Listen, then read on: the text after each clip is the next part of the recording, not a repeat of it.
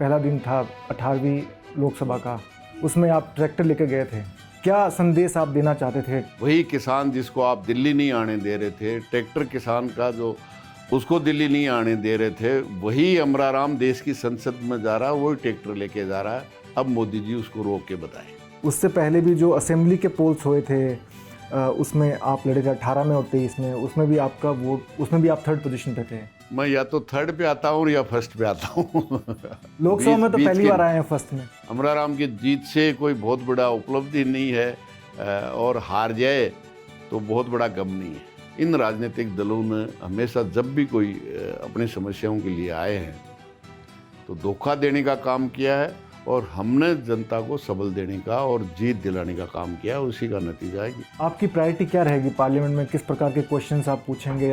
किन मुद्दों पे आप मुद्दा सबसे महत्वपूर्ण तो होगा कि 10 साल के कुशासन में जितने काले कानून बने हैं वो सब समाप्त हों। अमीर गरीब की खाई है वो सबसे बड़ी भारत में है।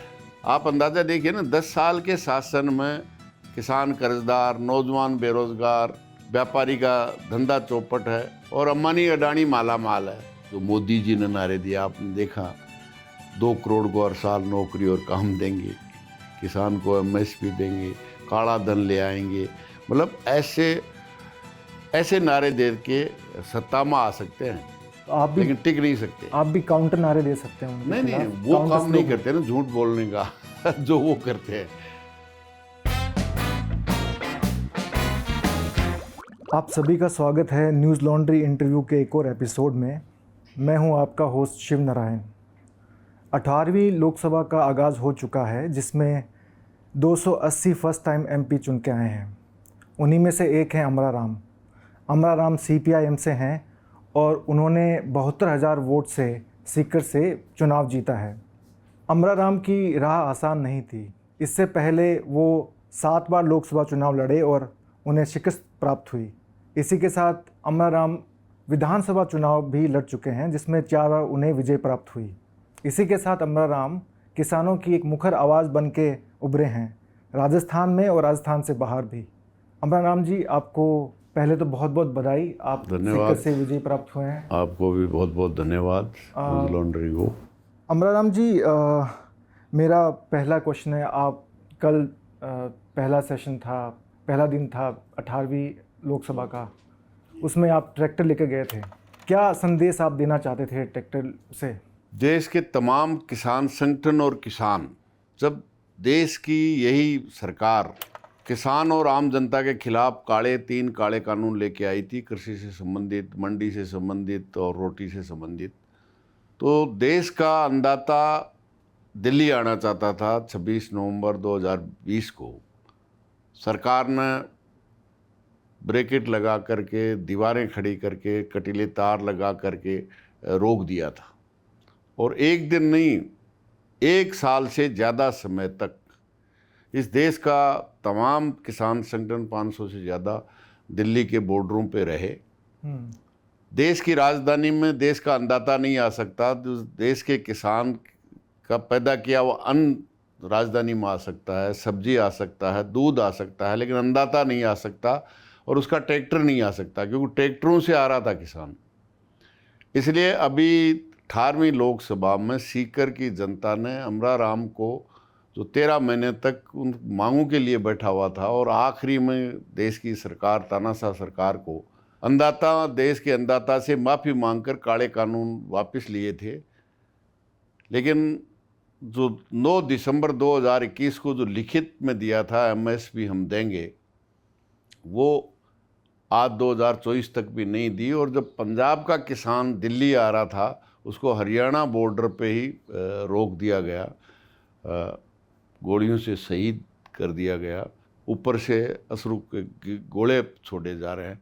तो निश्चित रूप से ट्रैक्टर और पहला दिन 18वीं लोकसभा का, मैं इसीलिए संसद में वही किसान जिसको आप दिल्ली नहीं आने दे रहे थे, ट्रैक्टर किसान का जो उसको दिल्ली नहीं आने दे रहे थे, वही अमराराम देश की संसद में जा रहा है, वही ट्रैक्टर लेके जा रहा है। अब मोदी जी उसको रोक के बताएं।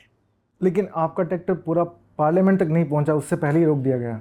चलो ट्रैक्टर रोक दिया, अमराराम को तो नहीं रोक सकते, और ट्रैक्टर पार्लियामेंट के सामने तो आ गया। ट्रैक्टर पार्लियामेंट के सामने आ गया।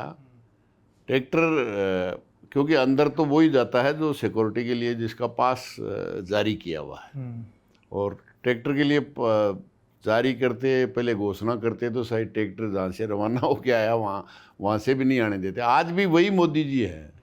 मैं इसलिए ही देना चाहता था कि आज भी मोदी जी की सरकार वही करना चाहती है। इस देश के अन्नदाता का ट्रैक्टर करें, दिल्ली पुलिस कहती है कि दिल्ली में ट्रैक्टर नहीं आ सकता। क्यों भाई, किसान नहीं आ सकता क्यों? वो अन्नदाता है। इस देश का 65% आज भी मतदाता है, जिससे देश की संसद चुनी जाती है। वो देश की राजधानी में नहीं आ सकता, उसका ट्रैक्टर राजधानी में नहीं आ सकता। ओडी आ सकती है, बड़ी बड़ी कारें आ सकती है, ट्रक आ सकते हैं, लेकिन किसान का ट्रैक्टर नहीं आ सकता। उसकी सब्जी आ सकती है, उसका अनाज आ सकता है, उसका दूध आ सकता है। तो वो क्यों नहीं आ सकता? उसका ट्रैक्टर क्यों नहीं आ सकता? ऐसा कोई बम तो नहीं है ट्रैक्टर। आपको लगता है ये रवैया थोड़ा चेंज होगा, क्योंकि इस बार जो जनादेश है वो उसमें है कि भाजपा मेजोरिटी मार्ग तक पहुंच नहीं पाई अपने बलबूते पे, उनको अलायंस पार्टनर्स हैं, एनडीए के जो पार्टनर, उनका सहारा लेना पड़ रहा है। इस जनादेश में क्या संदेश देखते हैं आप? नहीं, पूरा ही है। जो तानाशाही कर रहे थे, जो किसान के साथ, जवान के साथ, मजदूर के साथ, छोटे व्यापारी के साथ, केवल और केवल आप अंदाज़ा देखिए ना, 10 साल के शासन में किसान कर्जदार, नौजवान बेरोजगार, व्यापारी का धंधा चौपट है, और अंबानी अडानी माला माल है। गौतम अडानी को 2014 में देश के अमीरों में गिनती में नहीं था, आज वो दुनिया के अमीरों में गिनती में हो गया। 10 साल में उसको जो देश की सरकार ने जो लुटवाया है देश की जनता को, देश के संसाधनों को, आप अंदाज़ा दीजिए कौन माला माल हुआ है, कौन कर्जदार हुआ है। ये सरकार का चरित्र बताता है कि वो आम जनता के खिलाफ है और अंबानी अडानी जैसी कंपनियों के पक्ष में है। हर चीज़ उनके पक्ष में किया है। इंडिया गठबंधन की 232 सीटें हैं जी। अभी मैंने देखा कि जो पहला दिन था उसमें जो कॉन्स्टिट्यूशन की कॉपीज़ लेके कॉन्स्टिट्यूशन को बचाने की बात कर रहे हैं इंडिया गठबंधन के जो लीडर्स हैं। इसी के साथ इसमें एक यह भी है कि इंडिया गठबंधन में इतनी सारी पार्टीज़ हैं, तो उसमें समन्वय और तालमेल कैसे रहेगा कि आप एनडीए की सरकार को घेरें? क्या स्ट्रेटजी है इंडिया गठबंधन के एमपीज़ की? देश और संविधान बचाने की आवश्यकता है। 14 और 19 में यही पार्टियां अलग अलग लड़ रही थी। आप देख रहे हैं कि वो परिस्थिति आ गई जो देश में कांग्रेस ने 47 से लेकर के 77 तक एक छत्र राज किया था। 14 और 19 में वो मुख्य विपक्षी पार्टी का दर्जा, विपक्षी दल का दर्जा नहीं ले पाई। और जब इस देश के अन्नदाता ने, पूरे देश के तमाम अन्नदाता ने जो एकजुट आंदोलन किया, जिसमें 500 से ज़्यादा किसान संगठन, जिनके झंडे अलग थे, डंडे अलग थे, नेता अलग थे, लेकिन इश्यू एक था, काले कानून, एमएसपी। उसके लिए जनता के दबाव से तमाम किसान संगठनों ने आंदोलन लड़ा, और ऐतिहासिक, और वो भी 13 महीने तक लड़ा। तो निश्चित रूप से राजनीतिक दल जो देश के आम आवाम को बचाना चाहता है, संविधान को बचाना चाहता है, वो सब एकजुट हुए। इंडिया गठबंधन का निर्माण हुआ और बहुत अच्छी तरह से चुनावी संघर्ष में भी वो उतरे, और उसमें ठीक है पूर्ण सफलता नहीं मिली, लेकिन जिस पे ब्रेक लगाने का, जो इस देश की संवैधानिक संस्थाओं को, जनतंत्र को तहस नहस करके आगे बढ़ रहे थे तानाशाही के रूप में, निश्चित रूप से उस पर ब्रेक लगाने का काम। और विशेष तौर से आप देखेंगे तो अग्निवीर, किसान आंदोलन की जहाँ सबसे ज़्यादा ग्रेविटी थी, वहाँ सबसे ज़्यादा भारतीय जनता पार्टी को राजस्थान, हरियाणा, उत्तर प्रदेश, पंजाब, सबसे ज़्यादा उनको जो डिफीट मिली है, यही वो इलाका है जहाँ सबसे ज़्यादा भारतीय जनता पार्टी की सीटें कम हुई। आपने सीकर लोकसभा क्षेत्र से 72,000 वोटों से जीत हासिल की है जी। आपके जीतने के मुख्य कारण क्या रहे? कि जनता के संघर्ष है। निश्चित रूप से ये जो राजनीतिक परिस्थितियाँ, इंडिया गठबंधन का बढ़ना और सीट एडजस्टमेंट होना, आप देखेंगे कि 14 और 19 में 25 की 25 राजस्थान में भारतीय जनता पार्टी की एनडीए ने जीती थी। अभी ये गठबंधन किया तो गठबंधन में 3 पार्टियों को एक एक सीट, सीपीएम, आरएलपी और भारत आदिवासी पार्टी, तीनों के तीनों जीती हैं। लेकिन इसका कांग्रेस ने भी 8 जीती है। लेकिन स्ट्राइक रेट देखिए, 22 में से 8 आई हैं और यहाँ से 100% स्ट्राइक रेट है। इसका मतलब जो हम जनता के लिए जो लड़ रहे थे, उससे जो लोगों के बीच में कि हमारी लड़ाई, जो हम सड़क पे किसान नौजवान लड़ता है, आम जन लड़ता है, उसकी आवाज़ देश की संसद में किस तरह से पहुँचे। 10 साल में अग्निवीर के खिलाफ शेखावाटी और राजस्थान से 25 MP थे। किसानों के खिलाफ काला कानून, मजदूरों के खिलाफ काला कानून, एक शब्द भी सत्तापक्ष के लोग भी उठा सकते हैं। कोई जायज़ बात है, उनके मतदाताओं पे हमला हो रहा है सरकार की तरफ से, सरकार माने या नहीं माने, लेकिन कम से कम संसद में खड़े होकर आवाज़ तो उठाएं। 10 साल से राजस्थान की पूरा राजस्थान की बहुमत जनता आज पीने के पानी के लिए त्राहिमाम है। फ्लोराइड युक्त खरीद के पानी पीना पड़ रहा है, एक शब्द नहीं। अग्निवीर जो सबसे ज़्यादा सैनिक शेखावाटी और राजस्थान से आते हैं, सबसे ज़्यादा जब युद्ध होता है शहादत होती है, लेकिन एक शब्द नहीं। तो ये जनतानु संघर्ष का जो इतिहास रहा है, निश्चित रूप से राजस्थान के किसानों को इन राजनीतिक दलों ने हमेशा जब भी कोई अपनी समस्याओं के लिए आए हैं तो धोखा देने का काम किया है, और हमने जनता को सबल देने का और जीत दिलाने का काम किया है। उसी का नतीजा है कि जनता ने जीत दी है। सीकर जिला है जो कांग्रेस के राजस्थान के जो प्रेसिडेंट है गोविंद सिंह डोटासरा, उनका एक स्ट्रॉन्ग होल्ड माना जाता है, और कहा जाता है कि डोटासरा नहीं चाहते थे कि कांग्रेस से कोई बड़ा दावेदार वहाँ से चुनाव लड़े, तो आपको टिकट मिली। इसमें कितनी सच्चाई है? कोई सच्चाई नहीं है। पिछले आप 5 चुनाव देखोगे ना, तो एक दफ़ा कांग्रेस जीती है। 6 चुनावों में केवल कांग्रेस एक दफ़े जीती है। आप स्ट्रॉन्ग होल्ड की, जबकि 8 MLA पिछली बार कांग्रेस के थे, और कांग्रेस का भी उम्मीदवार वो था जो 3 दफ़े लोकसभा में भारतीय जनता पार्टी का रहा था, लेकिन परास्त हुआ। और यही बाबा जी सुबेनंदन 3 लाख से जीते थे। नहीं, सुभाष महरिया पिछली बार 2019 में उम्मीदवार थे ना, तो 3 दफ़े लोकसभा में रहे थे। तो सवाल निश्चित रूप से कांग्रेस बहुत मजबूत रही है शेखावाटी में। लेकिन आपकी जीत इसलिए भी महत्वपूर्ण है क्योंकि पिछला जो 2019 का लोकसभा इलेक्शन था उसमें आप तीसरे नंबर पे रहे थे। आपने उसमें उस टाइम गठबंधन नहीं था कांग्रेस और लेफ्ट में। उससे पहले भी जो असेंबली के पोल्स हुए थे उसमें आप लड़े थे 18 में और 23 में, उसमें भी आपका वोट, उसमें भी आप 3rd पोजीशन पे थे। तो मैं या तो 3rd पे आता हूँ या 1st पे आता हूँ। लोकसभा में तो पहली बार आए हैं 1st में, 8 अटेम्प्ट के बाद। हाँ, नहीं अटेम्प्ट है, लेकिन 98 में मैंने 1,98,000 वोट लिए और 1,24,000 वाला जीत के आया था।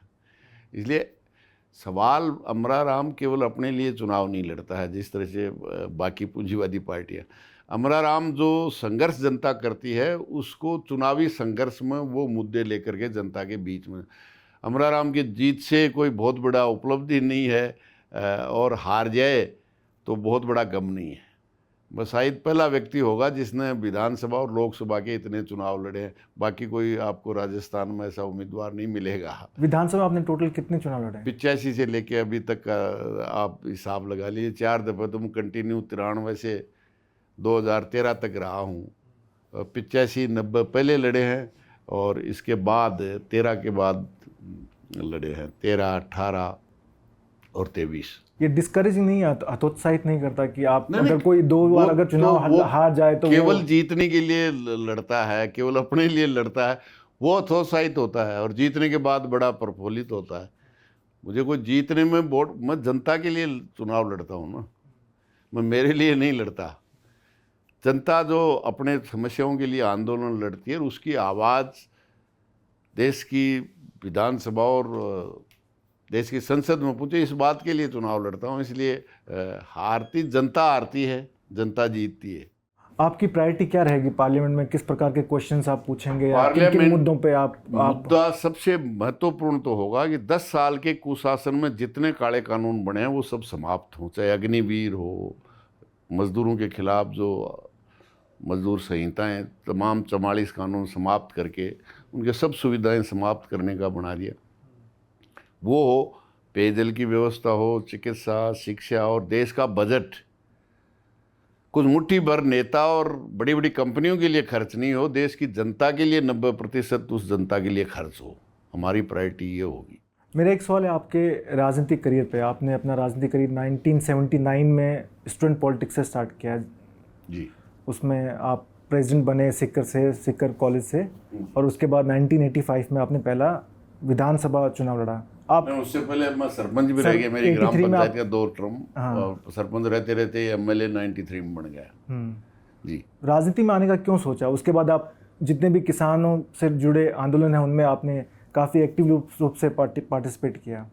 ऐसा है, जब मैं कॉलेज में गया था, मैं तो एक साधारण परिवार से जन्मा हुआ था जिनके राजनीतिक कोई नहीं थे। उन विद्यार्थियों के सामने जो समस्याएं थी, चाहे वो एडमिशन की समस्याएं थी, चाहे लेक्चरर्स की थी, चाहे वो फीस का सवाल था, ये सवाल लड़ते लड़ते निश्चित रूप से वहाँ के जो राजस्थान का सबसे बड़ा कॉलेज रहा है संख्या की दृष्टि से, उसमें छात्र संघ का अध्यक्ष बना।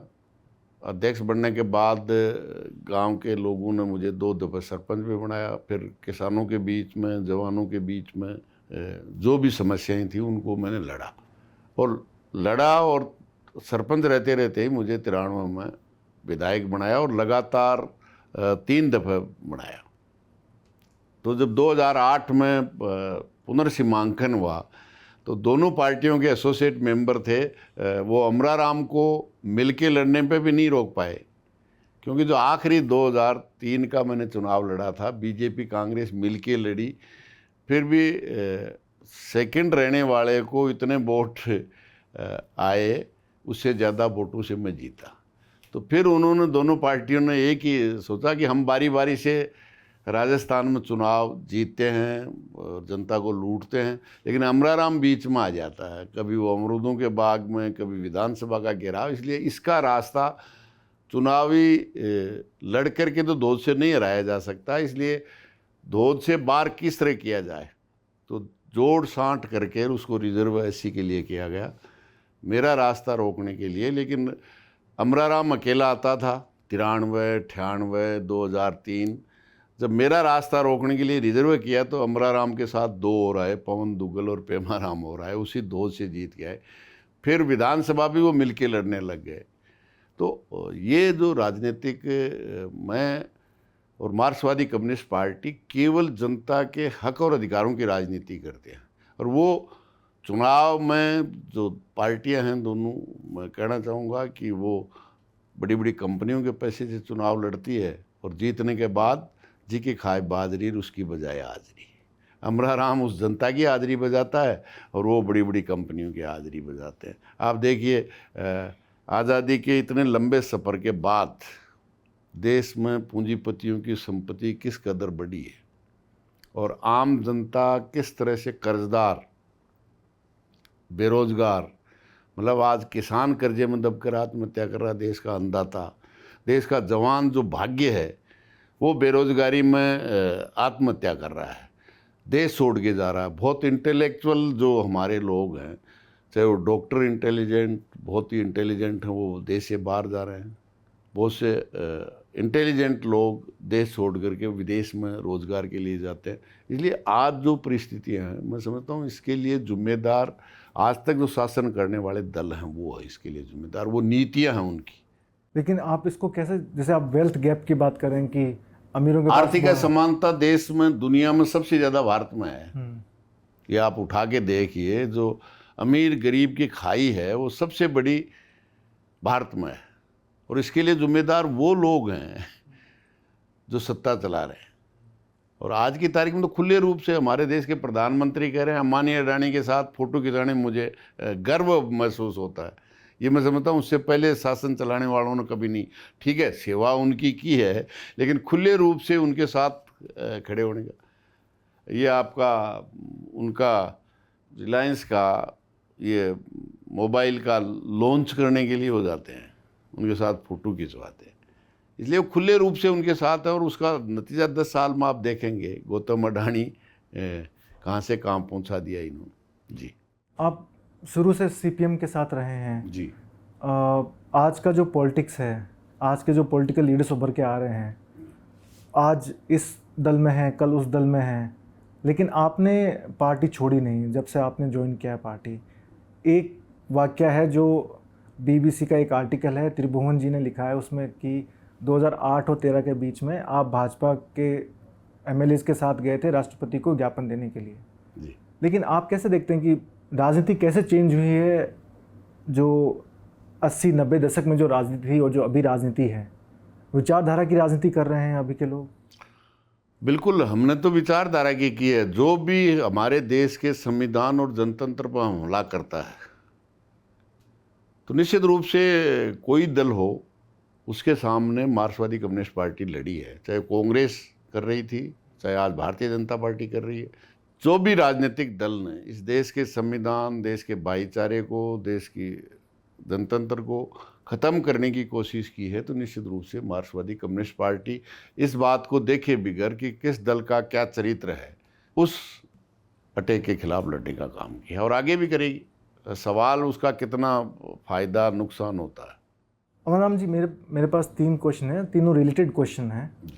पहला है कि शेखावटी रीजन से क्वेश्चन है एक, कि शेखावटी रीजन को पहले बोला जाता था कि ये लाल टापू है, रेड आइलैंड है, कुछ पॉकेट्स हैं शेखावटी में जहाँ पे लेफ़्ट पार्टीज़ का दबदबा था, लेकिन अब वो दबदबा नहीं है।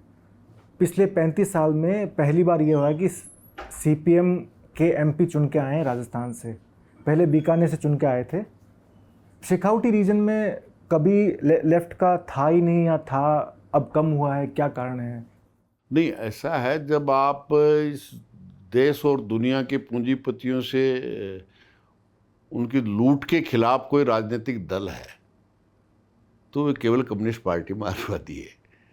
तो पूरी दुनिया की पूंजीवादी पार्टियां चाहती हैं कि उनकी लूट को आखिर तक पूर्ण समाप्त करने वाली राजनीतिक ताकत है, उसको हम किस तरह से कमज़ोर करें। और कम्युनिस्ट पार्टी मार्क्सवादी इस बात पे है कि उसको कितना भी राजनीतिक नुकसान हो जाए लेकिन वो अपने सिद्धांतों से विचलित नहीं होगी। तो इसका कारण है, निश्चित रूप से ऐसा नहीं है। 80 में कॉमरेड त्रिलोक सिंह जी गए हैं और 52 से जब से चुनाव हुआ है, 52 में भी 3 विधायक, 7 में से 3 विधायक संघर्षों के विधायक थे। कर्षक लोककार पार्टी थी, कम्युनिस्ट पार्टी उस समय यहाँ स्थापित नहीं हुई थी शेखावाटी में। शेखावाटी में 6 विधायक, शेखावाटी जिसको 3 जिलों को कहते हैं, अब जो 4 हो गए, हमेशा ही संघर्षों में आगे रहे हैं, चुनावी रूप में भी रहा है। ये बात अलग है कि उसमें उतार चढ़ाव आते रहते हैं। कभी उस शेखावाटी से 2-2 विधायक भी एक साथ रहे हैं, 5-5 विधायक भी रहे हैं, कम भी रहे हैं। आज की तारीख लेकिन आज की तारीख 2023 में तो एक भी आपका विधायक नहीं हुआ। नहीं है। और उससे पहले 18 में 2 थे आपके? नहीं, 18 में 2 थे और 2008 में 3 थे और 13 में 0 थे। इसलिए ये तो चुनाव बहुत से समीकरणों पे काम करता है। लेकिन आपने आंकलन भी किया होगा, आपकी पार्टी ने भी आंकलन किया होगा, आप सीपीएम के स्टेट सेक्रेटरी हैं, तो आप आंकलन करते हैं तो आप देखते हैं कि कैसे सीपीएम को या लेफ्ट फ्रंट को कैसे बढ़ा सकते हैं राजस्थान में?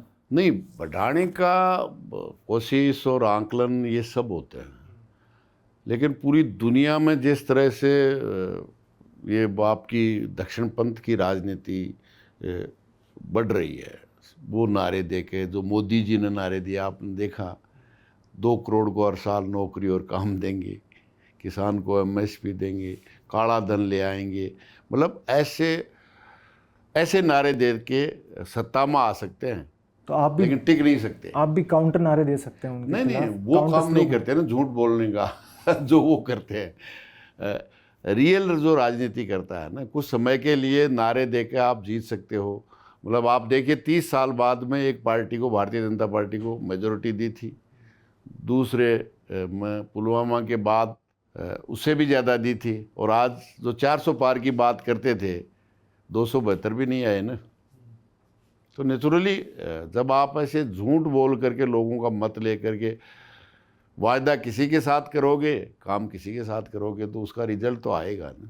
लेकिन आप कह रहे हैं कि ये पूंजीपति पार्टियां इस कारण से, और हम ग्रास रूट्स की राजनीति करते हैं जी। हाँ, जमीनी। और हम केवल पार्लियामेंट और असेंबली के रिप्रेजेंटेशन से नहीं नापते ना। हाँ ठीक है, एक वो भी मापदंड है। हमारा मापदंड दूसरा है कि जनता अपनी समस्याओं के लिए किस तरह से लड़ रही है। मैं समझता हूँ इस दरमियान जो किसान और मजदूर मिलकर के इन नीतियों के खिलाफ लड़ रहे हैं, एवं जवान किसान मजदूर जो मिल के, और इसमें छोटा व्यापारी भी है, ये मैं समझता हूँ ये संघर्ष ही आगे चल कर के भविष्य में एक नई राजनीति को जन्म देगा। लेकिन पॉलिटिकल पार्टी के लिए एक बड़ा मापदंड ये है कि नहीं कितने है, एमएलएज हैं, कितने एमपीज हैं, सत्ता में कब, निश्चित रूप से वो एक तभी तो आप मापदंड कानून है। ला पाएंगे जो आप चाहते हैं। नहीं, वो एक मापदंड है, लेकिन उससे बढ़कर मापदंड है जनता अपनी समस्याओं के लिए किस तरह से लड़ती है।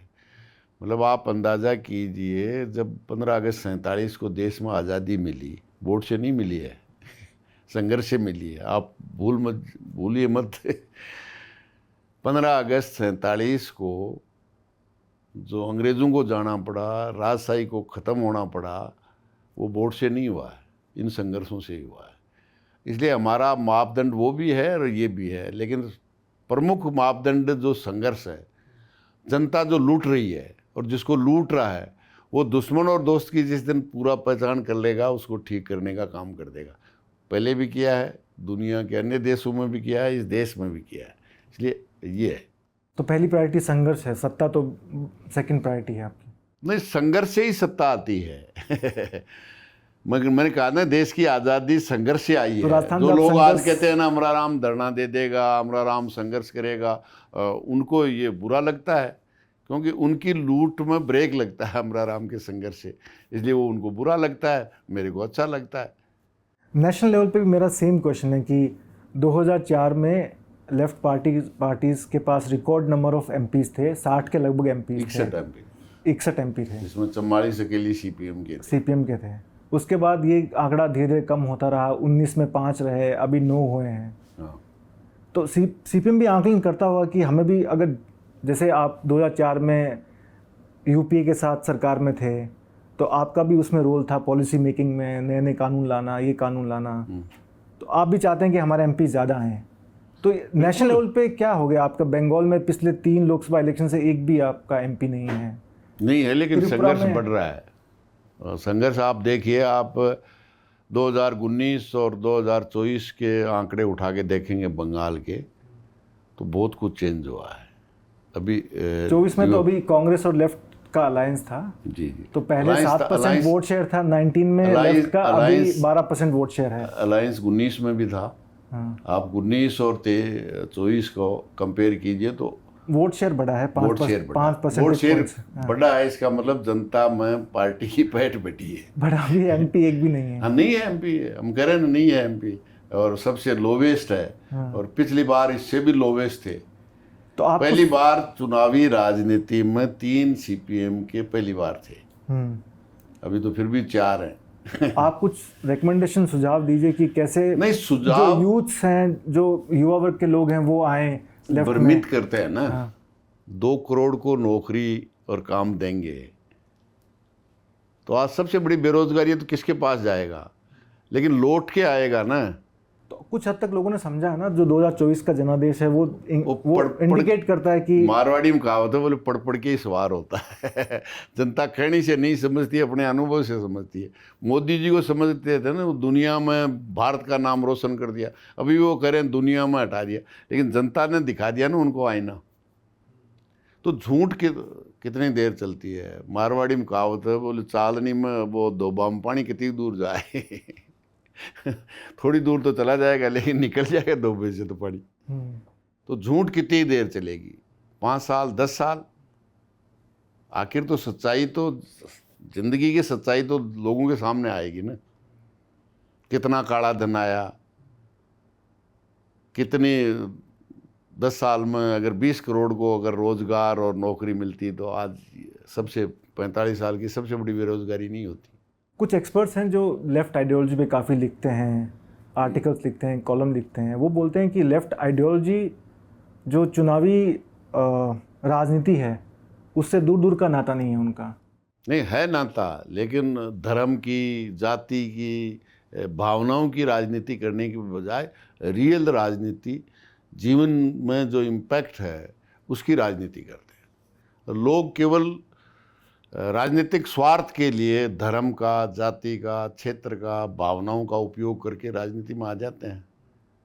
स्थानीय मुद्दों को उठा करके, धार्मिक भावनाओं को आगे ना। भारतीय जनता पार्टी 24 में 84 में केवल 2 थी, हिंदू मुसलमान, भारत पाकिस्तान, मंदिर मस्जिद, 303 तक आई है ना। तो कुछ समय के लिए आ सकते हैं, लेकिन लोगों का ज़िंदगी नहीं बदल सकते।